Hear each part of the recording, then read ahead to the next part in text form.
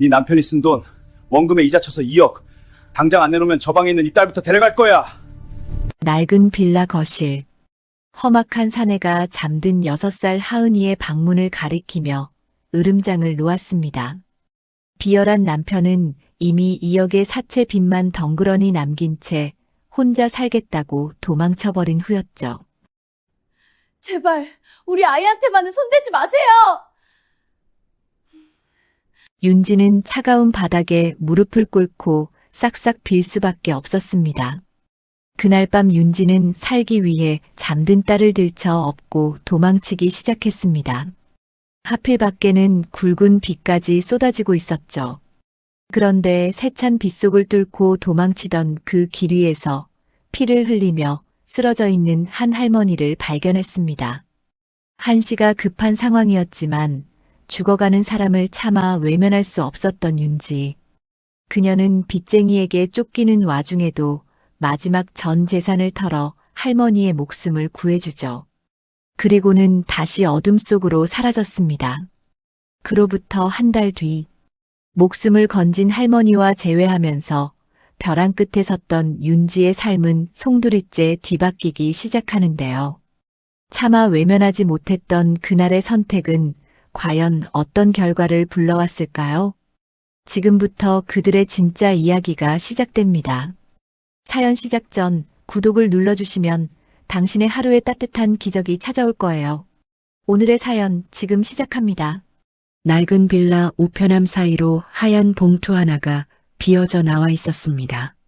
서윤지가 장을 보고 돌아오다 그 봉투를 뽑아들었습니다. 봉투 겉면에 찍힌 법원 지급 명령이라는 글씨를 확인한 윤지의 손끝이 파르르 떨리기 시작했습니다. 사채 5천만 원, 연체이자 포함 총 2억 원. 윤지가 종이를 쥔 손에 힘이 빠지며 현관문에 등을 기댔습니다. 옆방에서 색칠놀이를 하던 6살 하은이가 고개를 빼꼼 내밀었습니다. 엄마, 왜 그래? 어디 아파? 아니야, 하은아. 엄마 괜찮아. 들어가서 놀고 있어. 윤지가 억지로 입꼬리를 올리며 하은의 머리를 쓸어넘겼습니다. 하은이가 고개를 갸웃거리다 다시 방 안으로 들어간 뒤 윤지의 두 눈에서 뜨거운 눈물이 볼을 타고 흘러내렸습니다. 그날 저녁 윤지가 식탁 위에 지급 명령서를 펼쳐놓고 남편을 기다렸습니다. 자정이 넘어서야 술 냄새를 풍기며 돌아온 남편이 현관에서 신발을 벗다가 식탁 위의 서류를 발견하고 동작을 멈췄습니다. 이게 뭐야? 내 명의로 5천만 원을 끌어다 썼어? 그것도 사채를? 윤지가 자리에서 벌떡 일어나며 남편의 멱살을 잡았습니다. 야, 손 놔. 사업한다고 좀 빌린 건데 뭘 이렇게 호들갑이야. 호들갑? 이자가 붙어서 2억이 됐어. 2억. 내 이름으로. 나한테 한마디 상의도 없이 어떻게 이런 짓을 해? 윤지가 서류를 남편의 가슴팍에 밀어붙이며 목소리를 높였습니다. 남편이 윤지의 손을 거칠게 뿌리치고 고개를 돌렸습니다. 어차피 갚으면 되잖아. 좀 조용히 해라, 애깨겠다. 갚으면 돼? 뭘로 갚아? 우리 통장에 100만 원도 없는 거 몰라? 남편이 대답 대신 침실 문을 쾅 닫아버렸습니다. 윤지가 닫힌 문 앞에서 주먹을 불끈 쥐었지만 방 안에서 새어나오는 하은의 잠꼬대 소리에 입술을 깨물며 주저앉았습니다. 사흘 뒤 새벽 윤지가 눈을 떠보니 옆자리가 차갑게 비어 있었습니다. 옷장 문이 활짝 열려 있었고 남편의 옷과 가방이 모두 사라져 있었죠. 거실 서랍 안에 넣어두었던 비상금 봉투도 텅 비어 있었습니다. 설마. 윤지가 떨리는 손으로 남편에게 전화를 걸었지만 기계음만 되풀이될 뿐이었어요. 남편이 사라진 지 닷새째 되는 밤이었습니다. 하은을 재우고 설거지를 하던 윤지의 귀에 현관문을 두드리는 둔탁한 소리가 들려왔습니다. 쾅, 쾅, 쾅. 문 전체가 흔들릴 만큼 거친 주먹질이 이어졌습니다. 서윤지, 문 안 열어? 안에 있는 거 다 알아. 윤지가 하은의 방문을 조용히 닫고 현관으로 다가갔습니다. 잠금 장치를 열기도 전에 문이 억지로 벌어지며 험악한 인상의 사내 셋이 좁은 거실로 밀고 들어왔습니다. 누구세요? 이 시간에 남의 집에 왜 들어와요? 윤지가 뒷걸음질 치며 소리쳤습니다. 덩치가 가장 큰 사내가 소파를 발로 걷어차며 윤지 앞까지 성큼 다가왔습니다. 돈 빌려간 년이 모른 척은 네 남편 빚, 네 명의잖아. 당장 2억 내놔. 저는 그 돈 빌린 적 없어요. 남편이 몰래. 그건 니네 사정이고. 갚을 생각 없으면 저기 자고 있는 꼬맹이 고아원에 넘기고 너는 우리 공장에서 죽을 때까지 일하게 해줄게.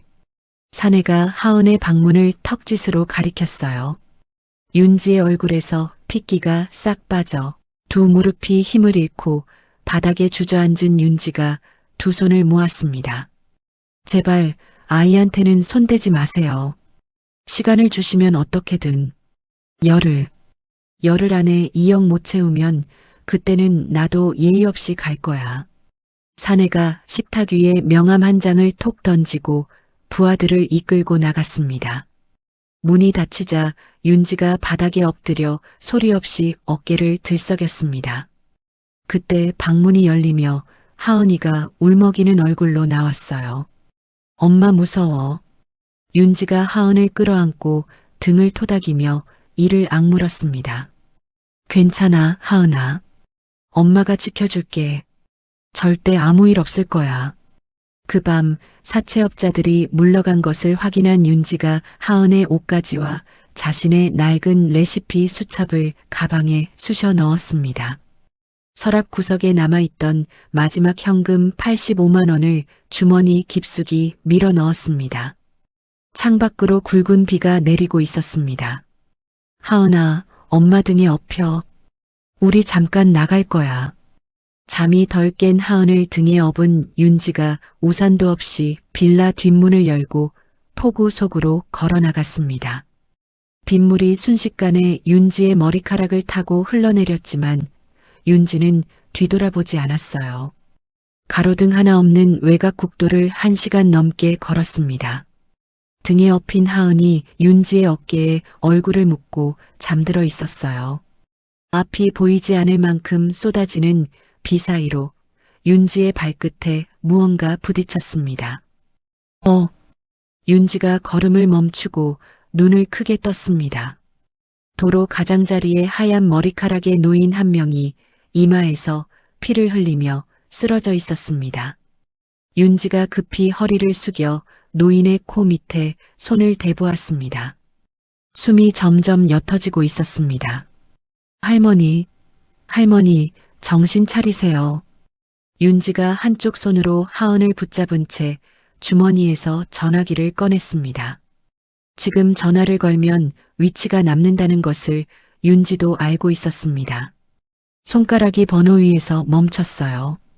빗속에서 노인의 입술이 파랗게 질려가고 있었습니다. 윤지가 이를 악물고 번호를 눌렀죠. 119인가요? 외곽 국도 쪽인데 할머니 한 분이 쓰러져 계세요. 머리에서 피가 많이 나요. 빨리 와주세요. 구급차가 도착하기까지의 10여 분이 1시간처럼 길었습니다. 윤지가 자신의 겉옷을 벗어 노인의 상처 부위를 누르며 빗물을 막아주었습니다. 사이렌 소리가 가까워지자 윤지가 노인의 손을 꼭 잡았습니다. 할머니, 조금만 참으세요. 금방 병원 갈 거예요. 구급차에 오른 윤지가 노인의 곁을 지키며 병원 응급실까지 동행했습니다. 들것 위에서 산소 장치를 쓴 노인의 가느다란 손가락이 윤지의 손목을 희미하게 잡았다 놓았습니다. 병원에 도착하자 원무과 직원이 접수 창구에서 윤지를 불러 세웠습니다. 보호자분이세요? 신분증하고 연락처 좀 주시겠어요? 윤지의 눈동자가 흔들렸습니다. 여기에 이름을 남기면 사채업자들이 바로 찾아올 것이었습니다. 윤지가 주머니 안에 돈뭉치를 만지작거리다 이를 악물고 전부 꺼내 창구 위에 올려놓았습니다. 신분증은 없어요. 이 돈으로 일단 급한 검사비 써주세요. 부탁드려요. 잠깐만요. 보호자 확인 없이는. 직원의 말이 끝나기도 전에 윤지가 하은을 안고 복도를 뛰기 시작했습니다. 급히 돌아서는 바람에 품속에 있던 낡은 레시피 수첩이 복도 바닥으로 미끄러져 나갔지만 윤지는 알아차리지 못한 채 병원 뒷문으로 사라졌습니다. 몇 시간 뒤 응급처치를 마치고 깨어난 노인이 천천히 눈을 떴습니다.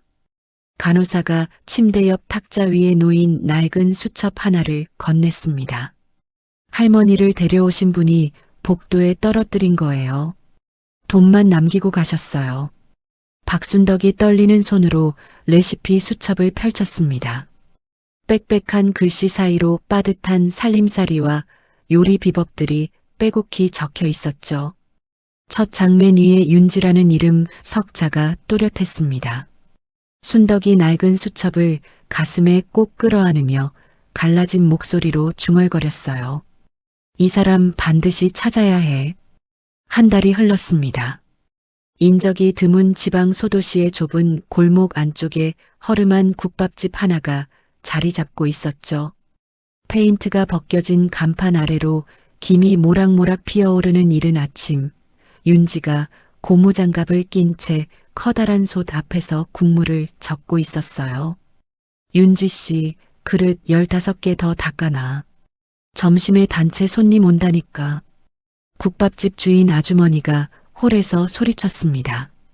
네, 알겠습니다. 윤지가 대답하며 솥에서 손을 떼고 싱크대 앞으로 옮겨갔어요. 뜨거운 물에 불린 윤지의 손가락 끝이 갈라져 있었고 손등 곳곳에 기름이 튄 자국이 얼룩져 있었습니다. 점심 영업이 끝나고 주방 정리를 마친 윤지가 식당 뒤편에 딸린 비좁은 쪽방문을 열었어요. 이불 위에서 색연필을 쥐고 그림을 그리던 하은이가 고개를 들었습니다. 엄마, 다 끝났어? 응, 오늘 일 끝났어. 밥 먹자, 하은아. 윤지가 쪽방 한쪽 구석에 놓인 작은 밥솥에서 밥을 퍼담으며 하은의 머리를 쓰다듬었어요. 하은이가 숟가락을 들다 말고 윤지의 손을 가만히 내려다보았습니다. 엄마 손 왜 이래? 빨개. 괜찮아. 설거지를 좀 많이 해서 그래. 윤지가 손을 앞치마 뒤로 감추며 웃어 보였죠. 하은이가 고개를 숙이고 밥을 떠먹다가 작은 목소리로 물었습니다. 엄마, 우리 언제까지 여기 있어? 조금만 더 있으면 돼. 윤지가 하은의 등을 토닥이며 대답했지만 윤지의 시선은 쪽방의 작은 창문 너머 골목 입구를 향하고 있었어요. 그날 밤 하은을 재운 윤지가 쪽방 불을 끄고 창가에 앉았습니다. 식당 홀에서 늦은 손님이 문을 열고 들어오는 소리가 날 때마다 윤지의 어깨가 움찔 올라갔죠. 윤지가 무릎 위에서 깍지 낀 두 손을 꽉 쥐었다 풀기를 반복했어요. 손님이 국밥을 시키는 평범한 목소리가 들리고 나서야 윤지의 숨이 조금씩 가라앉았습니다. 같은 시각 수백 킬로미터 떨어진 도심의 으슥한 골목이었어요. 불법 도박장 건물 뒤편에서 윤지의 남편이 담배를 빨며 두리번거리고 있었습니다. 어둠 속에서 검은 승합차 한 대가 소리 없이 다가와 멈춰섰죠. 차 문이 열리더니 건장한 사내 둘이 내려 남편의 양팔을 잡아챘습니다. 야, 나 누구야 이게? 남편이 발버둥을 쳤지만 사내들의 힘을 당해낼 수 없었어요. 승합차에 억지로 실린 남편이 어딘지 모를 창고 안에 내던져졌습니다. 형광등 불빛 아래 낡은 의자에 앉아있던 사채업자 두목이 다리를 꼬며 입을 열었어요. 야, 이 새끼야. 마누라한테 빚 떠넘기고 도박이나 하고 앉아있어? 형님, 저 진짜 돈이 없어요. 한 푼도. 남편이 바닥에 무릎을 꿇으며 두 손을 비볐습니다. 두목이 의자에서 일어나 남편의 머리채를 움켜쥐고 얼굴을 들어 올렸죠. 돈이 없는 건 네 사정이고 마누라가 어디 숨었는지 불어. 진짜 모릅니다, 형님. 걔가 어디 갔는지. 두목이 남편의 뺨을 손바닥으로 후려쳤어요. 남편의 입꼬리가 찢어지며 피가 배어 나왔습니다. 한 번만 더 모른다고 해봐. 그 다리 분질러 놓을 거야. 두목이 부하에게 턱짓을 하자 부하가 남편의 손가락을 하나씩 꺾기 시작했죠. 아, 알겠어요, 알겠어. 알아올게요. 남편이 비명을 지르며 고개를 들었습니다. 두목이 부하를 멈추게 하고 팔짱을 꼈어요. 지난주에 같이 도박하던 놈이 있는데 걔 고향이 남쪽 소도시거든요. 거기 국밥집에서 애 데리고 일하는 젊은 여자가 있다고 했어요. 서울에서 도망 온 티가 확 난다고. 그래서 그 국밥집이 어딘데? 시간 좀 주면 정확한 주소 알아올게요. 형님, 제발 살려만 주세요. 남편이 바닥에 이마를 찌우며 살려달라고 빌었습니다. 두목이 남편의 머리를 발로 밟으며 낮은 목소리로 내뱉었어요. 이틀 줄게. 이틀 안에 주소 못 가져오면 그때는 네 손가락 10개 다 없어지는 거야. 알아들었지? 네. 반드시 알아오겠습니다. 남편이 연신 고개를 조아렸습니다.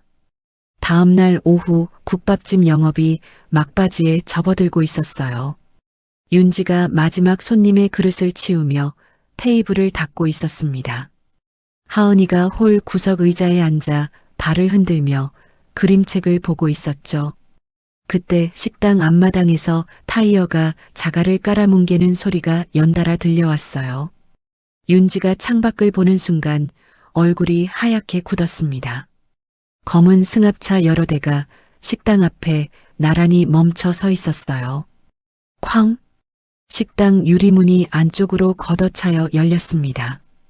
건장한 사내 대여섯 명이 한꺼번에 밀고 들어오며 홀 안에 남아있던 손님 두어 명을 밀쳐냈죠. 나가, 다 나가. 손님들이 허겁지겁 밖으로 빠져나갔습니다. 사내 하나가 테이블을 뒤집어 엎었고 의자가 바닥에 부딪히며 요란한 소리를 냈어요. 윤지가 하은을 끌어안고 주방 구석으로 몸을 숨겼습니다. 하은이가 윤지의 목을 꼭 잡고 온몸을 떨기 시작했죠. 서윤지, 숨어봤자 소용없어. 나와. 두목의 목소리가 홀 전체를 울렸습니다. 부하 둘이 주방까지 들어와 속과 선반을 밀치며 윤지를 찾아냈어요. 윤지가 하은을 품에 안은 채 홀 중앙으로 끌려 나왔습니다. 사내가 윤지의 어깨를 눌러 바닥에 무릎을 꿇렸죠. 네 남편놈이 불어서 찾는데 하루도 안 걸렸어. 이제 도망칠 데도 없지. 두목이 윤지를 내려다보며 혀를 찼습니다. 윤지가 무릎을 꿇은 채 하은을 등 뒤로 감쌌어요. 이자까지 합하면 지금 2억이야.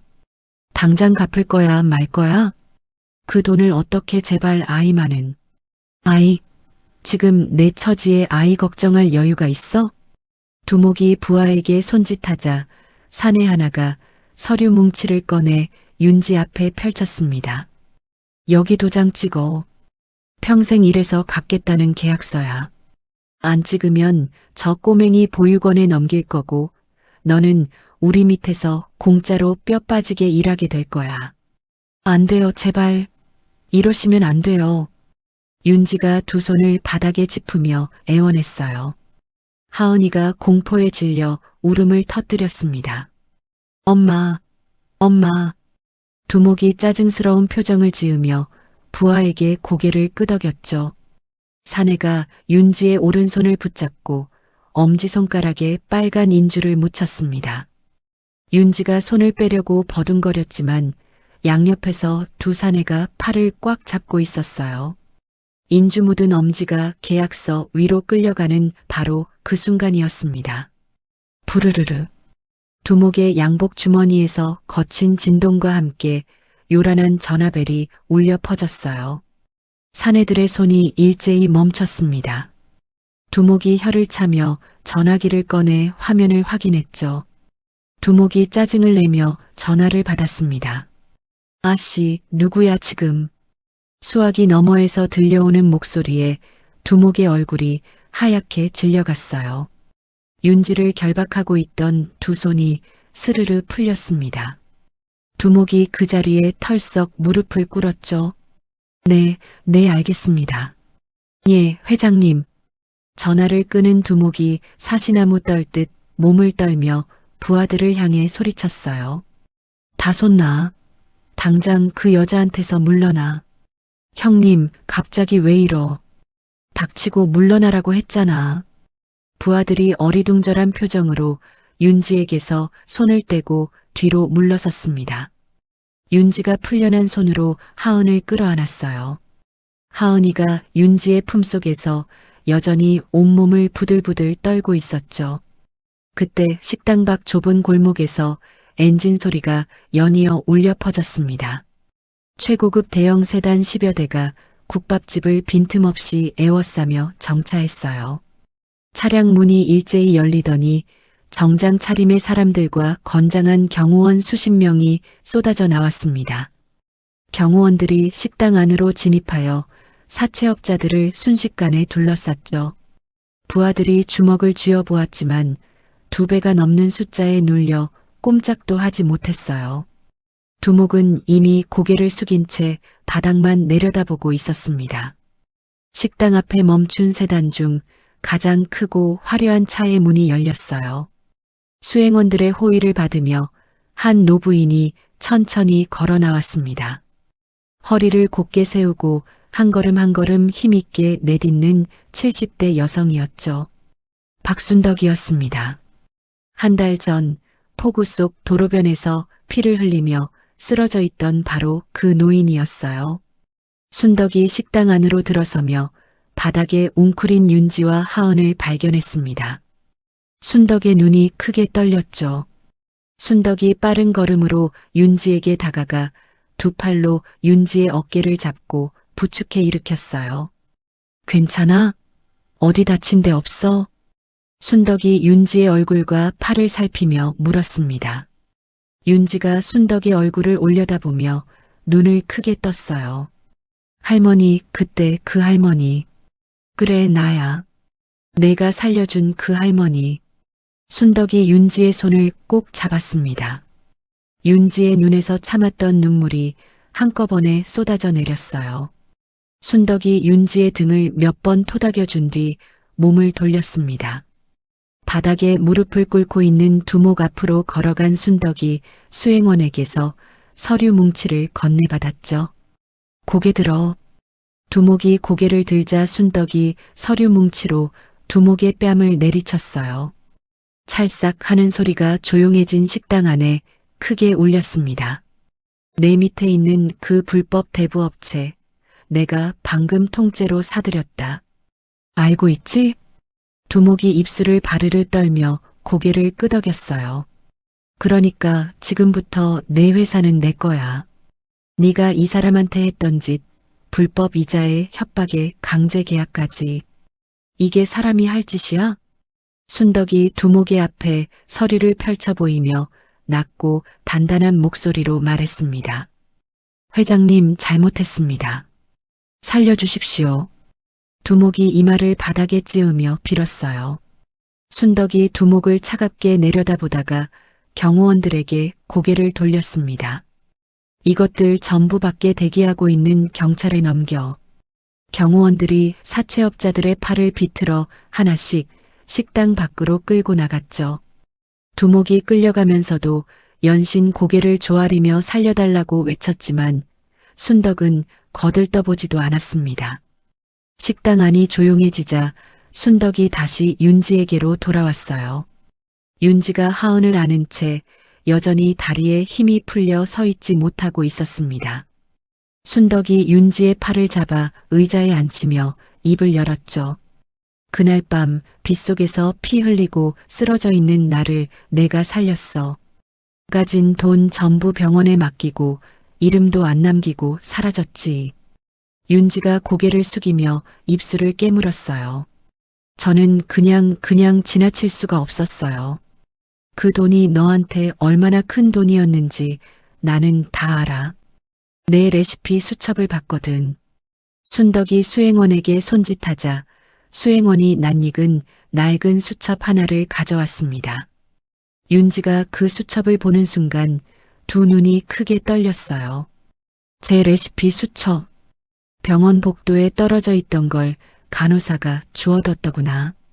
첫 장에 내 이름이 적혀 있었고 사이에 끼워져 있던 식자재 마트 영수증으로 내가 어느 지역에서 장을 봤는지 알 수 있었어. 순덕이 레시피 수첩을 윤지의 손에 쥐어주며 말을 이었습니다.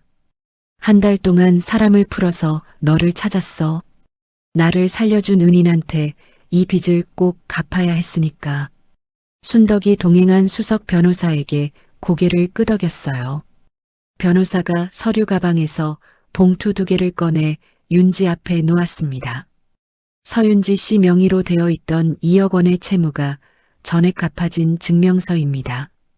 그리고 이 식당 건물을 서윤지 씨 이름으로 사들인 서류입니다. 윤지가 서류를 받아든 손이 심하게 떨렸어요. 글씨가 눈물에 번져 잘 보이지 않았습니다. 이건 회장님, 이건 너무 크긴 뭐가 커. 내가 내 목숨을 살렸는데. 순덕이 윤지의 어깨를 다독이며 단호하게 말했죠.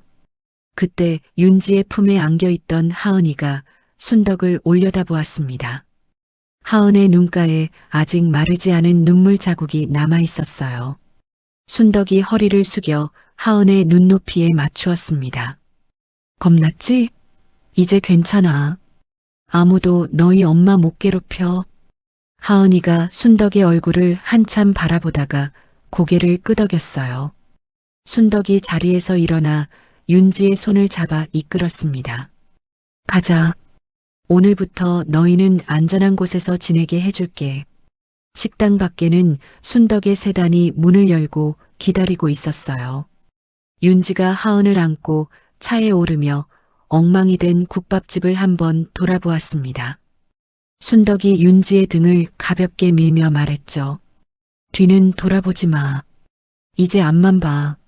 세단이 골목을 빠져나가 넓은 도로 위를 달리기 시작했습니다. 윤지가 창밖으로 스쳐가는 가로등 불빛을 바라보며 하은의 머리를 쓸어넘겼어요. 하은이가 윤지의 무릎 위에서 새근새근 잠이 들었습니다. 세단이 도심 외곽의 한적한 산업단지 안쪽으로 깊숙이 들어갔습니다. 높은 담장과 경비초소를 지나자 깔끔하게 정돈된 공장 건물이 나타났어요. 겉보기엔 평범한 식품 공장이었지만 내부 설비는 최신식으로 갖춰져 있었죠. 여기가 어디예요, 회장님? 윤지가 차 창밖을 두리번거리며 물었습니다. 내 둘째 아들 재호 이름으로 돌리고 있는 공장이야. 바깥에서는 아무도 몰라. 순덕이 차에서 내리며 짧게 대답했어요. 공장 안쪽에 마련된 사택 건물로 들어서자 깨끗하게 정돈된 방 2개가 윤지와 하은을 기다리고 있었습니다. 윤지가 잠든 하은을 조심스럽게 침대에 눕히고 이불을 덮어주었어요. 하은의 두 볼에 아직 눈물 자국이 남아 있었죠. 윤지가 손가락으로 그 자국을 조용히 닦아주었습니다. 방에서 나온 윤지가 거실 소파에 앉아있는 순덕의 맞은편에 자리를 잡았어요. 순덕이 찻잔을 윤지 앞에 밀어주며 입을 열었습니다. 내가 왜 이 공장을 숨겨놓고 있는지 궁금하지? 네, 솔직히 궁금했어요. 윤지가 찻잔을 두 손으로 감싸주며 고개를 끄덕였죠. 순덕이 찻잔 위에 김을 후 불며 눈을 감았습니다. 한참을 말없이 앉아있던 순덕이 천천히 입을 뗐어요. 우리 큰놈 재민이가 며느리 현정이하고 짜고 나를 쫓아냈어. 회장님을요? 회사를 내 손으로 키웠는데 그놈들이 뒤에서 이사들을 다 자기 편으로 만들어 놓고 나를 밀어냈지. 어머니는 이제 나이가 많으시니 쉬시라고 하더구나. 순덕이 찻잔을 내려놓으며 씁쓸하게 웃었어요. 윤지가 순덕의 표정을 가만히 바라보았습니다. 그런데 이 공장은 어떻게 해? 쫓겨나기 전에 미리 준비해 둔 거야. 재호가 자기 이름으로 회사를 하나 만들어 놓고 내 개인 돈으로 설비를 다 갖춰 놓았지. 큰 놈은 이 공장이 있는 줄도 몰라. 순덕이 거실 창문 너머 공장 건물을 바라보며 말했죠. 이 공장으로 뭘 하시려는 거예요? 윤지가 조심스럽게 물었습니다. 순덕이 고개를 돌려 윤지의 눈을 똑바로 바라보았어요. 큰 놈이 차지한 본사의 숨통을 끊을 거야. 내가 만든 회사를 내 손으로 되찾을 거야. 순덕의 목소리에 힘이 들어갔습니다. 찻잔을 쥔 순덕의 손가락에 핏줄이 도드라져 보였죠. 윤지가 자리에서 일어나 순덕 앞에 무릎을 꿇었어요. 회장님, 저를 쓰세요. 뭐? 회장님이 아니었으면 저랑 하은이는 오늘 끝장이었어요. 빚도 갚아주시고 안전한 곳까지 마련해 주셨는데 제가 할 수 있는 게 있으면 뭐든 하겠습니다. 윤지가 두 주먹을 무릎 위에 올려놓고 순덕을 올려다보았습니다. 순덕이 윤지를 한참 내려다보다가 소파에서 몸을 일으켜 윤지의 팔을 잡아 일으켰어요. 무릎 꿇지 마. 너는 이제 그러지 않아도 돼. 순덕이 윤지를 다시 소파에 앉힌 뒤 테이블 위에 놓인 윤지의 낡은 레시피 수첩을 집어들었죠. 이거 병원에서 처음 펼쳐봤을 때 깜짝 놀랐어. 여기 적힌 레시피들이 보통이 아니더구나. 그건 제가 대학에서 식품 영양학 공부하면서 틈틈이 적어둔 거예요. 결혼하고 나서도 혼자 이것저것 만들어 보면서 기록했죠. 윤지가 레시피 수첩을 받아들며 낡은 표지를 쓰다듬었습니다. 너 이 레시피로 밀키트를 만들 수 있어? 밀키트요? 그래. 집에서 간편하게 해먹을 수 있는 요리 세트 말이야. 이 공장 설비면 충분히 만들 수 있어. 순덕이 레시피 수첩의 한 페이지를 펼쳐 손가락으로 짚었어요. 이 된장찌개 레시피, 이 갈비찜 레시피, 수첩의 재료 원가까지 다 적어놨더구나. 이건 그냥 요리 비법이 아니라 사업 계획서야. 윤지가 레시피 수첩을 내려다보며 눈을 깜빡였습니다.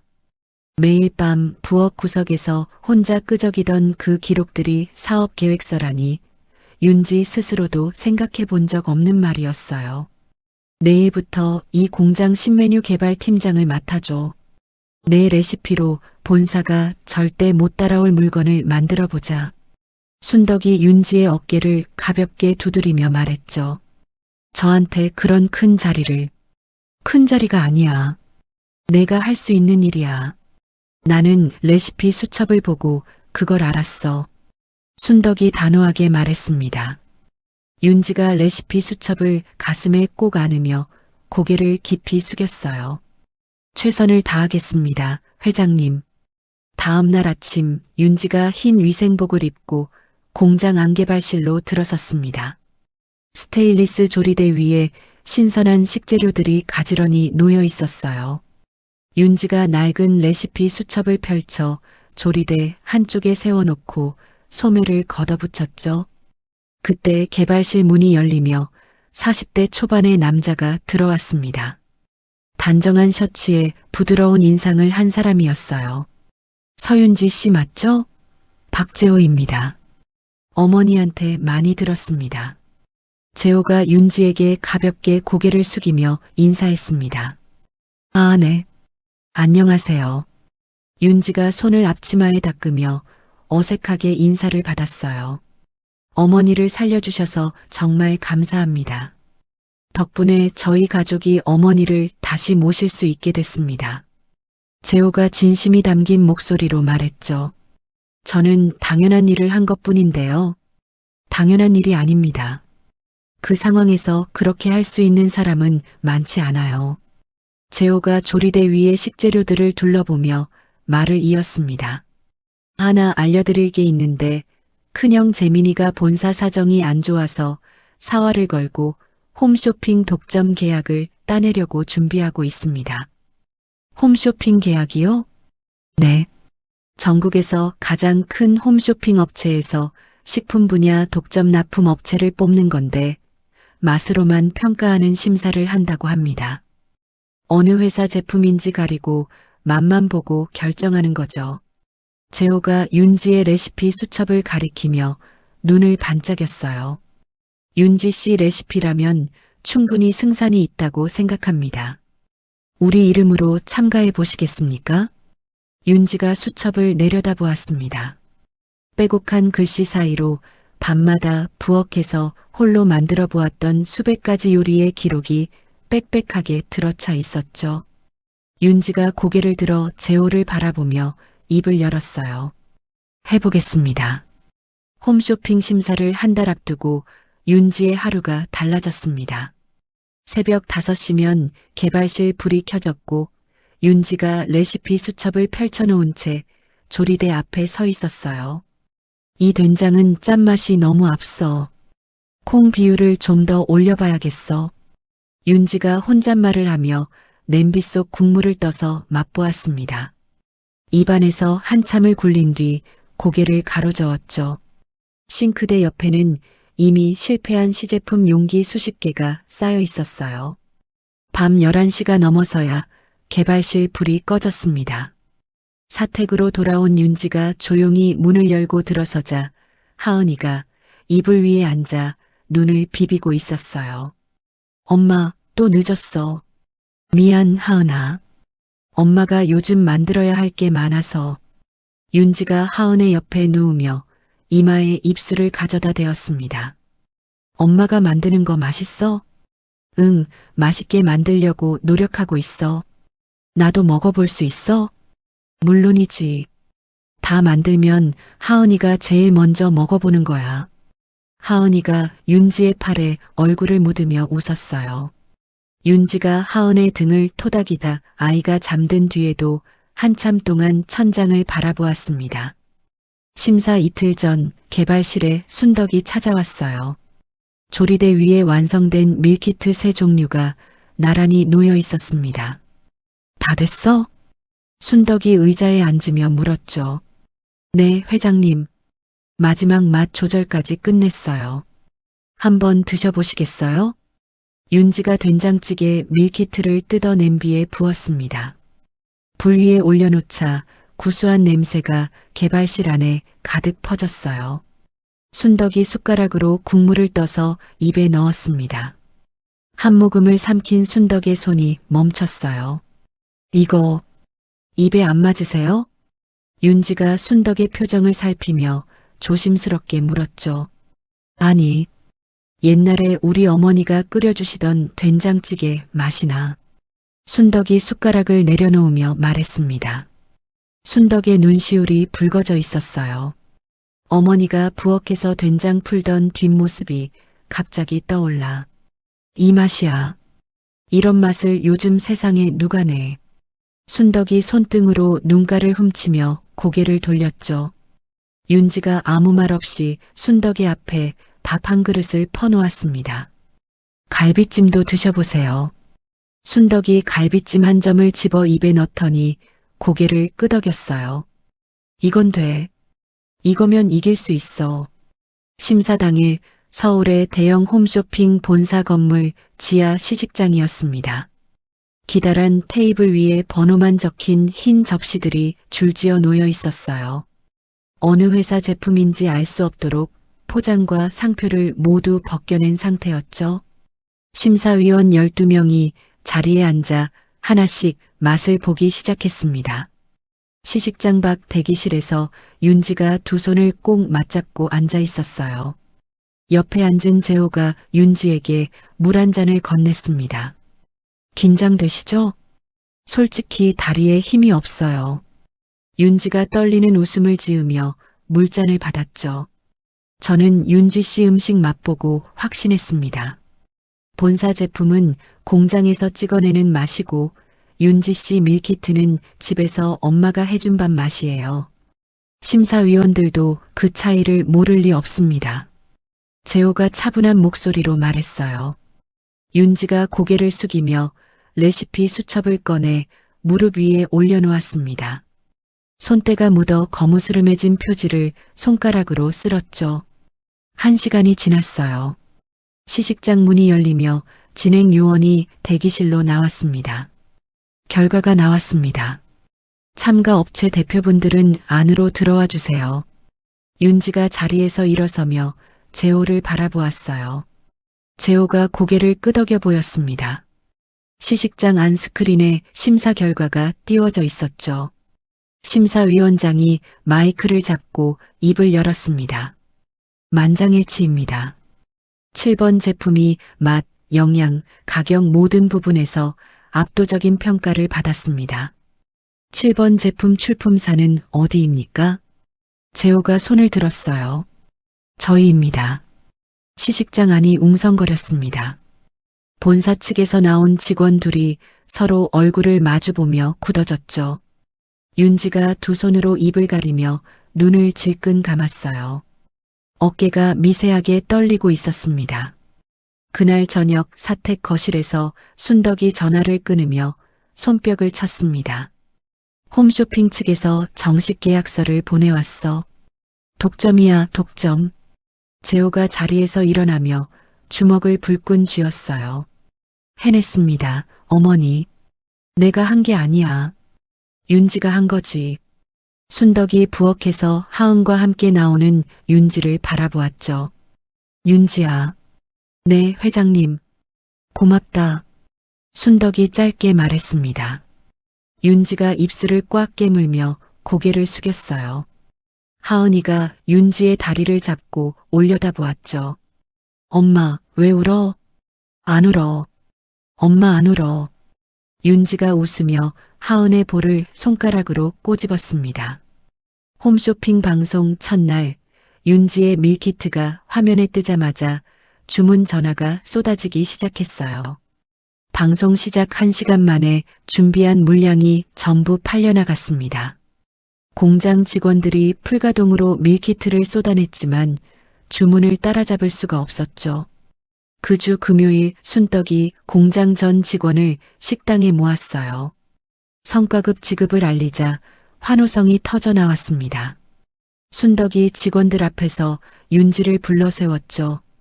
이 사람이 아니었으면 오늘 이 자리는 없었어. 앞으로 회사 살림은 윤지한테 하나씩 맡길 거야. 다들 잘 도와줘. 직원들이 박수를 쳤습니다. 윤지가 허리를 깊이 숙여 인사했어요. 그날 저녁 성과급 소식에 들뜬 직원들이 하나둘 퇴근한 뒤였어요. 윤지가 개발실 정리를 마치고 사택으로 가려는데 경비원이 무전으로 윤지를 불렀습니다.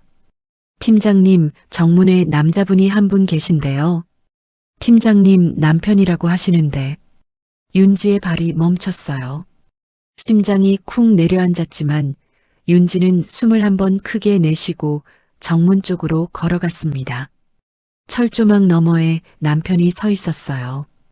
볼이 푹 꺼지고 옷은 구겨져 있었지만 입에는 능글맞은 웃음이 걸려 있었죠. 마치 아무 일도 없었다는 듯이요. 윤지야, 오랜만이다. 와, 여기서 일하는 거야? 대단하네. 남편이 철조망에 손을 걸치며 공장 안쪽을 기웃거렸습니다. 어떻게 여길 알고 왔어? 윤지가 정문 밖으로 나가지 않은 채 물었어요. 뉴스에서 봤어. 홈쇼핑에서 대박난 밀키트. 내 이름은 안 나왔는데 같이 어울리던 놈이 그러더라고.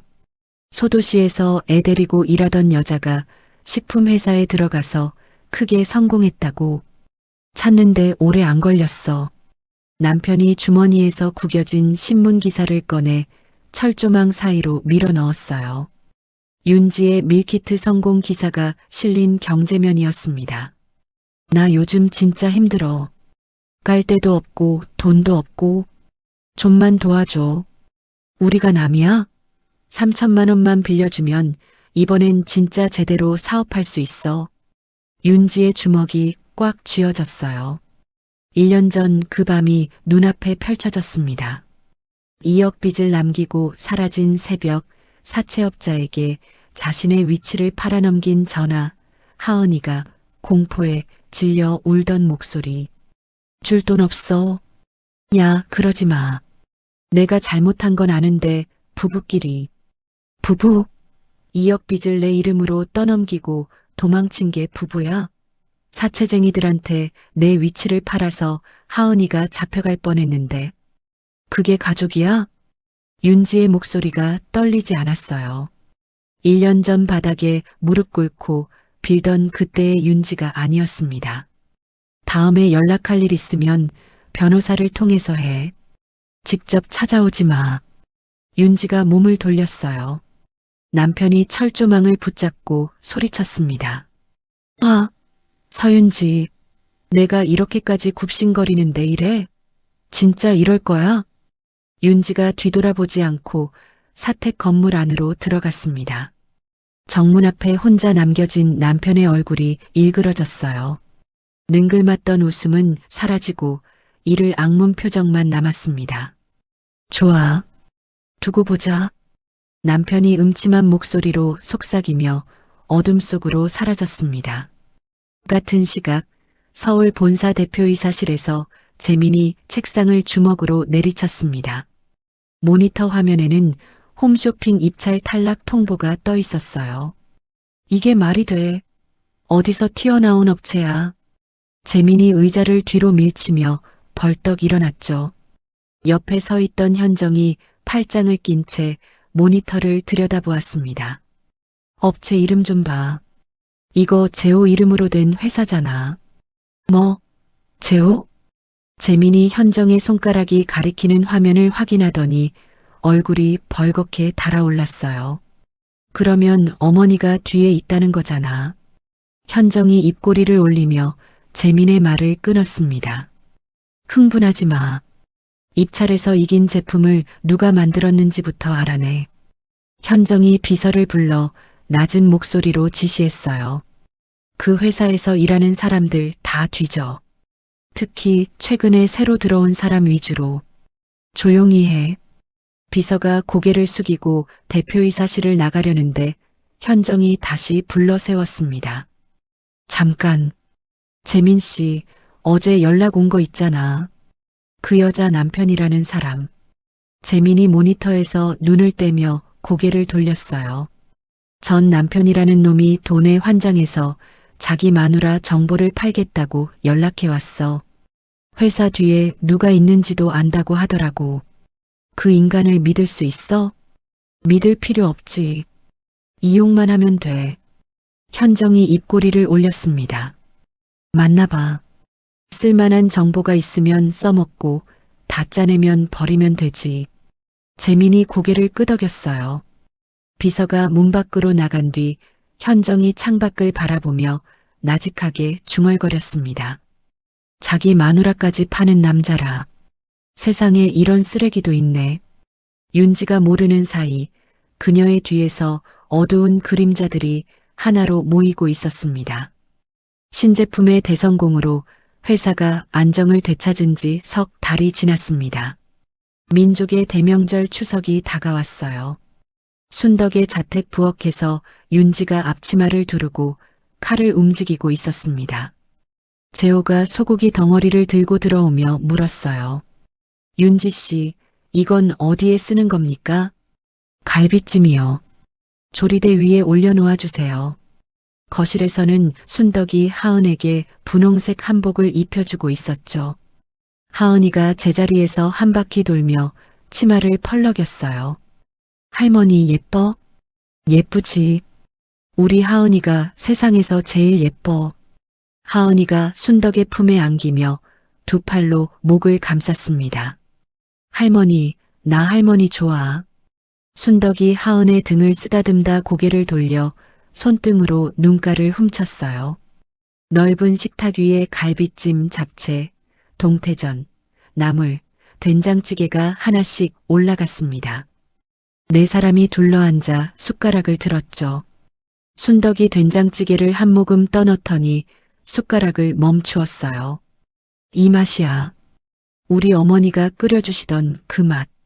재호가 갈비찜을 집어먹으며 윤지를 바라보았습니다. 윤지 씨, 대표이사가 요리까지 이렇게 잘하면 반칙 아닙니까? 아직 대표이사 아닌데요. 윤지가 웃으며 하은의 접시에 고기를 올려주었어요. 식사가 마무리될 무렵 순덕이 윤지를 서재로 불렀습니다. 책상 위에 자회사 대표이사 임명장 초안이 놓여 있었어요. 조만간 너를 정식 대표로 올릴 거야. 감당할 수 있을지 모르겠어요. 감당 못할 사람이었으면 여기까지 오지도 못했어. 순덕이 윤지의 어깨를 두드렸습니다. 윤지가 고개를 깊이 숙였어요. 최선을 다하겠습니다. 어머님. 그날 밤 윤지가 잠든 하은의 이불을 고쳐 덮어주었습니다. 거실에서는 순덕이 네 사람이 함께 찍은 사진을 바라보고 있었죠. 순덕이 사진 속 하은의 얼굴을 손가락으로 쓸며 나직하게 말했어요. 이번엔 안 뺏겨. 절대로. 명절 연휴가 끝난 다음 날 아침 8시였습니다. 자회사 공장으로 출근한 순덕이 집무실에서 결제 서류를 넘기고 있었어요. 펜을 쥔 순덕의 손이 갑자기 멈췄습니다. 왼쪽 가슴을 움켜쥔 순덕이 의자에서 앞으로 고꾸라지며 바닥에 쓰러졌어요. 회장님, 비서가 집무실로 뛰어들어왔지만 순덕의 눈은 이미 감겨 있었습니다. 소식을 듣고 병원 응급실에 도착한 윤지와 재호가 복도에서 서성이고 있었어요. 2시간쯤 지났을 때 복도 저편에서 구두 소리가 빠르게 다가왔습니다. 재민이 양복 차림으로 걸어오고 있었고 그 뒤를 현정이 따르고 있었죠. 형, 어떻게 이렇게 빨리 알았어? 재호가 눈을 좁혔어요. 어머니가 쓰러졌는데 아들이 오는 게 이상해? 재민이 재호를 흘겨보며 응급실 안으로 들어갔습니다. 현정이 윤지를 위아래로 훑어본 뒤 아무 말 없이 재민을 따라갔어요. 얼마 지나지 않아 재민이 데려온 사람들이 나타났습니다. 그중 한 명이 원무과 직원에게 서류를 내밀었어요. 박순덕 환자를 특실로 옮기겠습니다. 장남 되시는 분이 요청하셨습니다. 잠깐, 형. 어머니를 왜 굳이 특실로 옮겨? 재호가 앞을 막았죠. 좋은 방을 드리겠다는 게 뭐가 문제야? 비켜. 재민이 재호의 어깨를 밀쳤어요. 들것에 실린 순덕이 병원 꼭대기층 특실로 옮겨졌습니다. 윤지와 재호가 뒤따라갔지만 특실 입구에 선 건장한 사내둘이 앞을 막았어요. 장남 되시는 분이 출입자를 지정하셨습니다. 목록에 없는 분은 들어가실 수 없습니다. 재호가 이를 악물었습니다. 윤지가 재호의 팔을 잡으며 고개를 저었어요. 여기서 소란 피우면 어머님한테 안 좋아요. 그날 밤 특실 안에서 현정이 간호사에게 작은 약병을 건넸습니다. 이거 수면 유도제야. 오늘부터 매일 넣어. 용량이 좀 많은 것 같은데요. 내가 시키는 대로 해. 현정이 차갑게 쏘아붙이자 간호사가 입을 다물었어요. 사흘 뒤 재민이 병원장 도장이 찍힌 거짓 진단서를 들고 법원을 찾았습니다. 어머니가 정신이 온전하지 못하시기 때문에 장남인 제가 모든 걸 대신 관리하겠습니다. 같은 날 오후 자회사 사내 게시판에 기사가 올라왔어요. 윤지가 개발비를 빼돌렸다는 내용이었습니다. 조작된 전표 사진까지 실려 있었죠. 윤지가 사무실 화면 앞에서 얼굴이 하얗게 굳었어요. 다음 날 아침 자회사 로비에 현정이 변호사 3명을 대동하고 나타났습니다. 윤지가 엘리베이터에서 내리자 현정이 봉투를 윤지의 발밑에 던졌어요. 해고 통지서야. 퇴직 위로금도 들어있으니까 받고 조용히 나가. 저는 횡령 같은 거 한 적 없어요. 윤지가 고개를 들고 현정을 똑바로 바라보았습니다. 전표가 다 나왔는데 무슨 소리야. 내 딸 유치원에 요즘 낯선 사람들이 서성거리는 거 알지? 엄마가 감옥에 가면 그 어린 것은 어떻게 되려나. 윤지의 숨이 가빠졌어요. 가슴을 쥐어짜는 듯한 통증이 밀려왔습니다. 폭우 속을 뛰던 그 밤의 공포가 온몸을 타고 솟아올랐죠. 윤지가 벽에 손을 짚으며 겨우 몸을 지탱했어요. 현정이 윤지를 비웃듯 쳐다보다가 변호사들을 이끌고 로비를 빠져나갔습니다. 그날부터 자회사 안에서 윤지를 바라보는 눈이 달라졌어요. 복도에서 고개를 돌리는 직원이 늘었고 개발실에서 함께 앉던 동료들도 하나둘 자리를 옮겼죠. 텅 빈 개발실에 혼자 남은 윤지가 레시피 수첩을 멍하니 바라보다 두 손으로 얼굴을 감쌌습니다. 현정이 던진 봉투가 바닥에 떨어진 그날 밤이었어요. 윤지가 사택에서 하은을 재운 뒤 거실로 나왔습니다. 바닥에 놓인 봉투를 집어들어 서랍 안에 넣으며 중얼거렸죠. 이건 증거니까. 윤지가 전화기를 꺼내 재호에게 연락했어요. 재호 씨, 지금 만날 수 있습니까? 무슨 일입니까? 더 이상 당하고만 있을 수는 없어요. 어머님을 꺼내야 합니다. 1시간 뒤 도심 외곽의 작은 사무실이었습니다. 윤지와 재호 그리고 순덕을 오랫동안 보필해온 전 본사 수석 변호사가 테이블에 둘러앉았어요. 현정이 어머님을 특실에 가두고 수면 유도제를 먹이고 있어요. 거짓 진단서까지 만들었고요. 일주일 뒤 이사회에서 자회사를 본사에 넘기려는 겁니다. 윤지가 해고 통지서와 조작된 기사 출력물을 테이블 위에 펼쳤죠. 변호사가 서류를 훑어보며 안경을 고쳐 썼어요. 재민 부부의 불법 행위를 증명할 원본 자료가 필요합니다. 본사 장부에 손을 댄 흔적이 있다면 그걸 확보해야 합니다. 본사 장부를 어떻게 봅니까? 접근 자체가 막혀 있을 텐데. 재호가 팔짱을 끼며 물었습니다. 방법이 하나 있어요. 자회사 재무팀 김 과장이 예전에 본사에서 넘어온 사람인데 본사 전산망에 접속할 수 있는 권한이 아직 살아있을 겁니다. 윤지가 고개를 들며 말했죠. 그 사람이 도와줄까요? 김 과장이 작년에 재민한테 부당하게 좌천당했어요. 제가 설득해 보겠습니다. 그러면 병원 쪽은 제가 맡겠습니다. 어머니 상태를 직접 확인하고 약물 투여 장면을 찍어야 합니다. 재호가 테이블에 손바닥을 짚으며 몸을 일으켰어요. 변호사가 수첩에 빠르게 적으며 말했습니다. 자료가 확보되면 금융당국과 언론사에 동시에 넘깁시다. 시점은 이사회 당일이 가장 효과적입니다. 다음 날 점심 구내식당에서 혼자 밥을 먹고 있는 김 과장에게 윤지가 다가갔어요. 주변에 사람이 없는 것을 확인한 뒤 맞은편에 앉았습니다. 김 과장님, 잠깐 이야기 좀 할 수 있을까요? 김 과장이 젓가락을 멈추고 윤지를 올려다보았죠.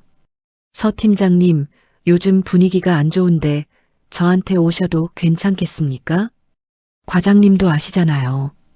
그 횡령 기사가 전부 거짓이라는 거. 김 과장이 시선을 내리깔며 입을 다물었어요. 과장님이 본사에서 좌천당했을 때 회장님이 자회사로 데려와 자리를 만들어 주셨죠. 그 회장님이 지금 특실에 갇혀서 약에 취해 꼼짝도 못하고 계세요. 김 과장의 젓가락을 쥔 손에 힘이 들어갔습니다. 제가 뭘 하면 됩니까? 본사 전산망에 아직 접속할 수 있으시죠? 재민 대표가 장부를 조작한 흔적이 있을 거예요. 그 원본 파일이 필요합니다. 김 과장이 한참을 침묵하다 숟가락을 내려놓았어요. 해보겠습니다.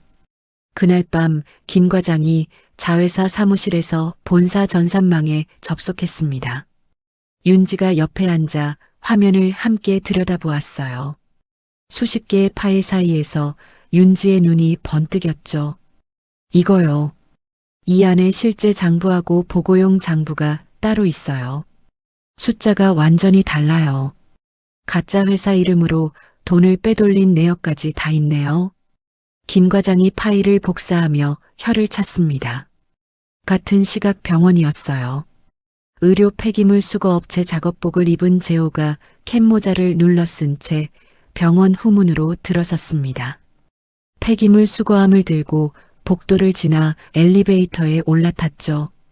특실층에 도착하자 문 앞에 경비원이 서 있었어요. 폐기물 수거 왔습니다.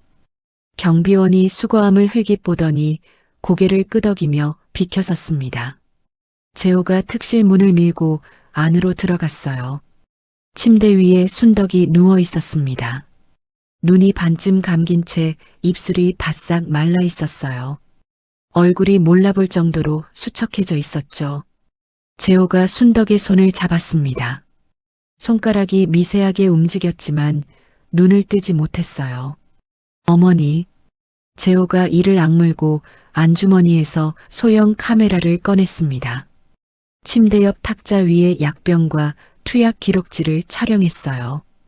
그때 특실 문이 열리며 간호사가 약병을 들고 들어왔죠.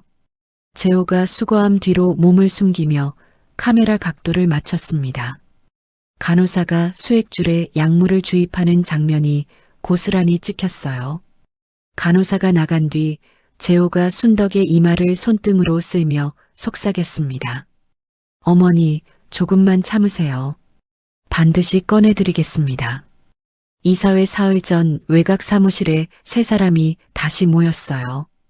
테이블 위에 이중 장부 파일과 병원 촬영 영상이 나란히 놓여 있었습니다.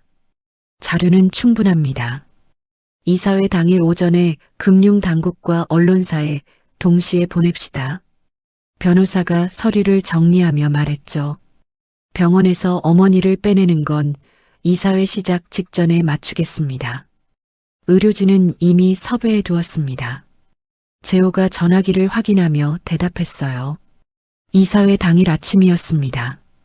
본사 대회의실에 임원진과 주주들이 하나둘 자리를 채우고 있었어요. 재민이 단상에 올라 스크린을 켰습니다. 화면에 순덕의 거짓 진단서가 크게 띄워졌죠. 어머니의 건강 상태가 심각합니다. 판단 능력이 없으시기 때문에 장남인 제가 모든 경영권을 위임받았습니다. 오늘 자회사를 본사에 합치는 안건을 의결하겠습니다. 재민이 거만한 표정으로 의사봉을 집어들었어요. 현정이 단상 아래 맨 앞줄에 앉아 만족스러운 미소를 짓고 있었습니다. 재민이 의사봉을 내리치려는 순간이었어요. 쾅! 굳게 닫혀있던 대회의실 문이 양쪽으로 열렸습니다. 회의실 안에 모든 시선이 출입구로 쏠렸죠. 문 입구에 순덕이 서 있었어요. 윤지가 순덕의 팔을 단단히 부축하고 있었습니다. 순덕의 눈에 불꽃 같은 기운이 살아있었죠. 재민의 손에서 의사봉이 떨어졌어요. 현정이 자리에서 벌떡 일어나며 입을 벌렸습니다. 어머니가 왜 여기에? 순덕이 윤지의 부축을 받으며 한 걸음 한 걸음 단상을 향해 걸어갔어요.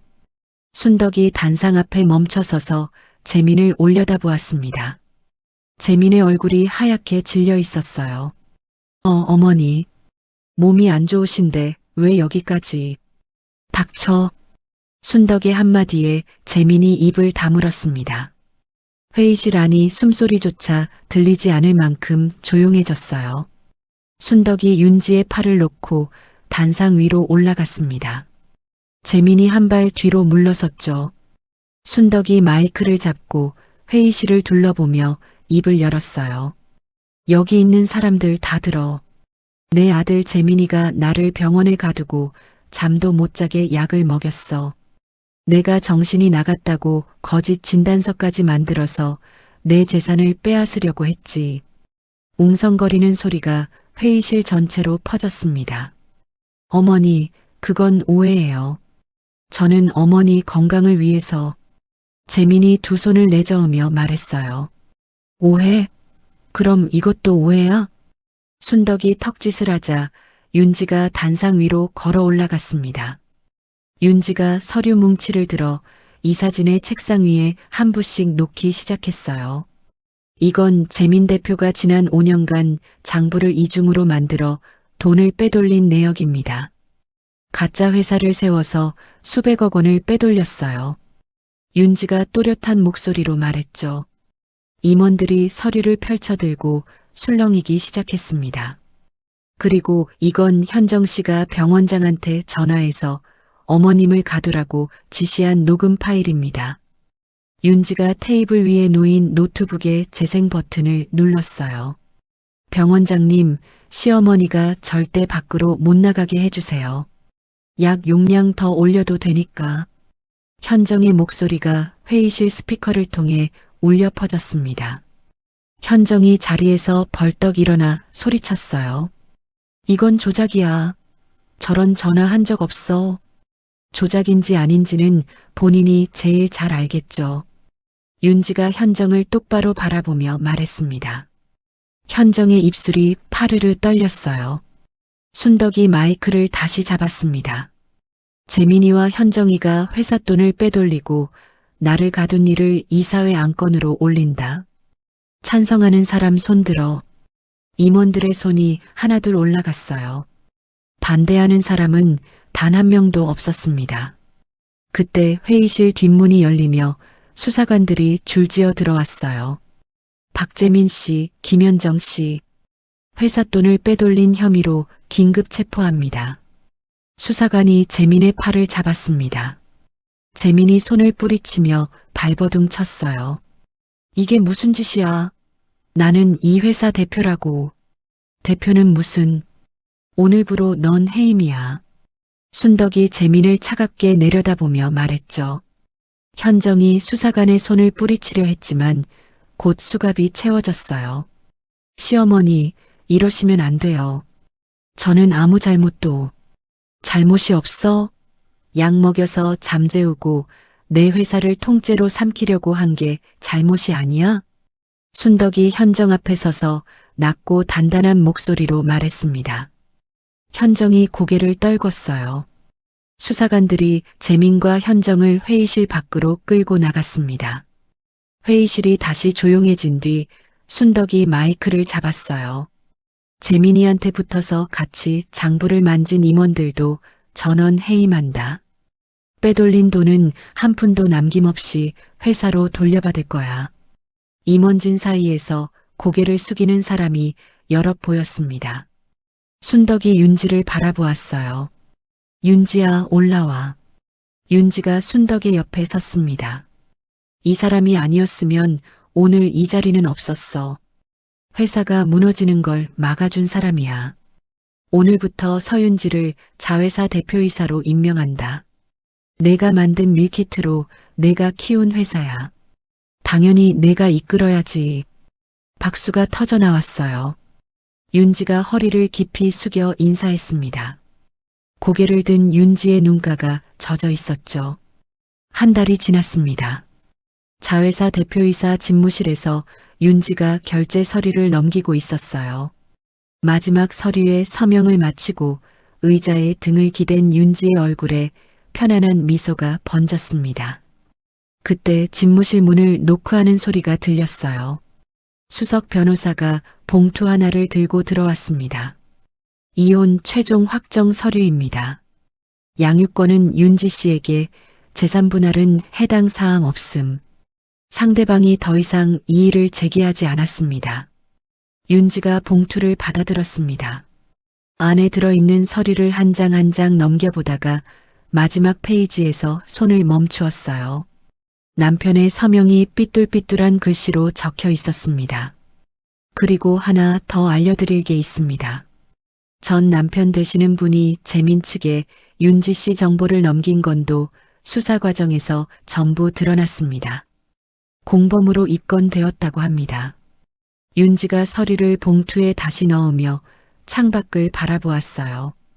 한참을 말없이 앉아있던 윤지가 작게 한숨을 내쉬며 봉투를 서랍 안에 넣었습니다. 끝났네요. 네, 끝났습니다. 변호사가 고개를 숙이고 나간 뒤 윤지가 레시피 수첩을 꺼내 한참을 내려다보았어요. 수첩을 덮으며 윤지가 나직하게 혼잣말을 했습니다. 하은아, 이제 진짜 엄마만 보면 돼. 그날 늦은 저녁이었어요.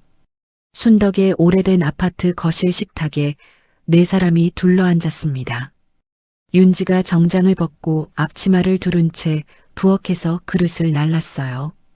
된장찌개, 계란말이, 겉절이가 식탁 위에 올라갔습니다. 재호가 앞치마를 두른 윤지를 보며 웃었어요. 대표이사가 직접 밥을 차리면 어떡합니까? 밥은 직접 해먹어야 맛있죠. 윤지가 국자로 찌개를 떠 순덕이 앞에 놓았습니다. 순덕이 숟가락으로 국물을 한 모금 떠 넣었어요. 이 맛이야. 이게 진짜 집밥이야. 하은이가 계란말이를 입에 물고 순덕의 팔을 잡아당겼습니다. 할머니, 내일도 같이 밥 먹어요. 순덕이 고개를 돌렸어요. 손등으로 눈가를 훔치며 나직하게 대답했습니다. 그래, 내일도 모레도 같이 먹자. 거실 찬장 한편에 윤지의 낡은 레시피 수첩이 소중하게 놓여 있었어요. 수첩의 마지막 페이지가 살짝 펼쳐져 있었습니다. 윤지의 정갈한 글씨로 한 줄이 적혀 있었죠. 오늘 빚 없음. 진짜 가족 있음. 오늘 윤지와 순덕 할머니의 이야기 어떻게 들으셨나요? 벼랑 끝에 몰린 절박한 상황 속에서도 낯선 이를 돕기 위해 기꺼이 내어준 윤지의 마지막 전 재산은 단순한 돈이 아니라 사람을 살리는 위대한 진심이었습니다. 결국 진짜 가족이란 내가 가장 힘들고 외로울 때 늘 내 곁에 있어주는 든든한 내 편이 아닐까 싶습니다. 세상이 아무리 각박하다 해도 내가 먼저 내민 작은 선의는 돌고 돌아 결국 더 큰 기적과 축복이 되어 내 삶을 비춰주는 것 같습니다. 우리 시청자 여러분들의 삶에도 윤지의 낡은 수첩, 마지막 장처럼 근심 걱정은 모두 비워지고 따뜻한 온기만 가득 차기를 기원합니다. 오늘도 긴 이야기 끝까지 함께 해주셔서 감사드리고 잘 들었다는 댓글 하나만 남겨주세요. 여러분의 응원에 힘입어 가슴을 울리는 좋은 영상으로 보답하겠습니다. 지금까지 사연 한 스푼이었습니다. 감사합니다.